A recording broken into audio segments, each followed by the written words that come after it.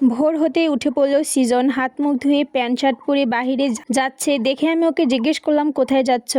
বাড়িতে যাচ্ছি। আমাকে নিয়ে যাবে না?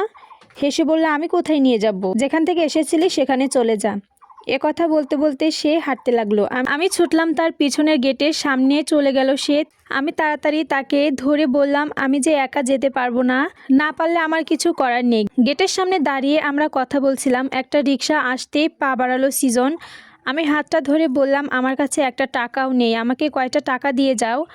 আমারও টাকা নেই, এই বলে রিক্সায় উঠে চলে গেল সৃজন। আমি দাঁড়িয়ে দাঁড়িয়ে কাঁদতে লাগলাম। দূরে একটা রিক্সা দাঁড়িয়ে অনেকক্ষণ ছিল। আমাকে কাঁদতে দেখে সে এসে দাঁড়ালো।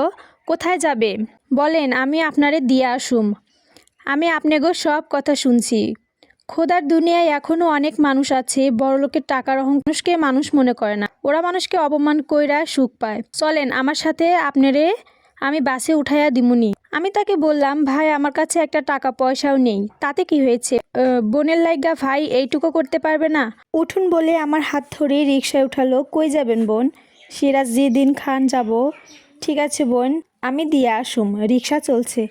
আমার কান্না কিছুতেই থামাতে পারছি না। রাস্তার লোকজন আমাকে দেখছে।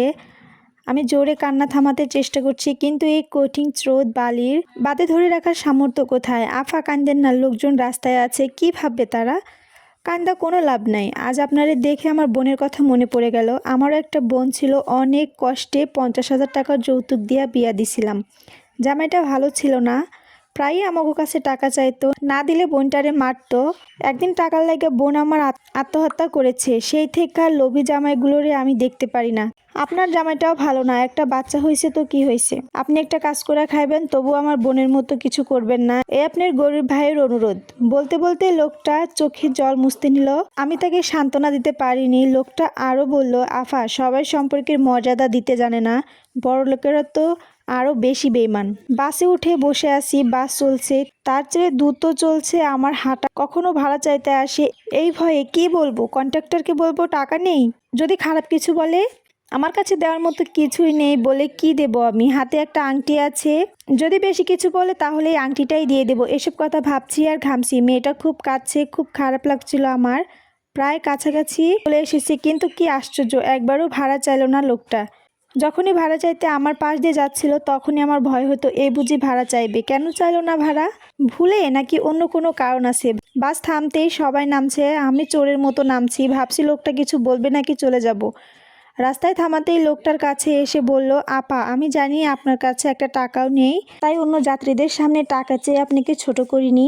রিক্সাওয়ালা আমাকে বলে দিয়েছে আপনি চলে যান। রিক্সাওয়ালা সহানুভূতি দেখে আমার আবারও চোখে জল এলো। মানুষ মানুষের কত ব্যবধান, যারা আমার কেউ না তারা আমার জন্য কত কিছু করলো। আর যাকে সবচেয়ে বেশি আপন ভেবেছি, যাকে সবচেয়ে বেশি ভালোবেসেছি, সে আজ আমাকে রাস্তায় ফেলে চলে যেতে কুণ্ঠাবোধও করলো না। তবে কি রক্তের সম্পর্ক ছাড়া মানুষ আপন হয় না? বন্ধুত্ব, স্বামী স্ত্রী, এসব সম্পর্কে কি কোনো মানে হয় না? শুধু লোক দেখানো। এই সম্পর্কে কোনো আত্মা নেই, যা আসে শুধু বিনিময় মূল্য। বিয়ের আগে গ্রামের বউদের আমি ছিলাম আশা ভরসা। কার স্বামী বউকে মারে, কে নির্যাতন করে, সব খবর আমার কাছে ছিল। কত মেয়ে স্বামীকে নিজ হাতে পিটিয়েছে তার হিসাব নেই। কত স্বামীদের বুঝিয়েছি মেয়েরা খেলনা নয়। অনেকেই বুঝে সুখে সংসার করেছে, কিন্তু একই পতন আমার। আজ আমি নিজের কাছে হেরে গেছি। আমি নিজেই গ্রামের অসহায় বধূদের কাতারে এসে গিয়েছি। কাকে বলবে এই অবিশ্বাস্য কল্পকাহিনী? কি বলবে লোকে? মুখে টিপ হাসবে না। কোথায় যাব আমি? বৃদ্ধ বাবা মা, ভাই নেই, কে দেখবে আমাকে? আমার দুঃখ কি করে সইবে? আমার বাবা মা কাউকে বলতে পারবে না এসব কথা। গুমড়ে কাঁদতে হবে আমাকে। শুধু কাঁদতে কি সমস্যা সমাধান হবে? পাড়াপড়শি নানান রকমের কথা। শ্বশুর বাড়ি যাব, তার আমার মেয়েকে কেন দেখতে এলো না, কিছু হয়েছে নাকি, ইত্যাদি ইত্যাদি।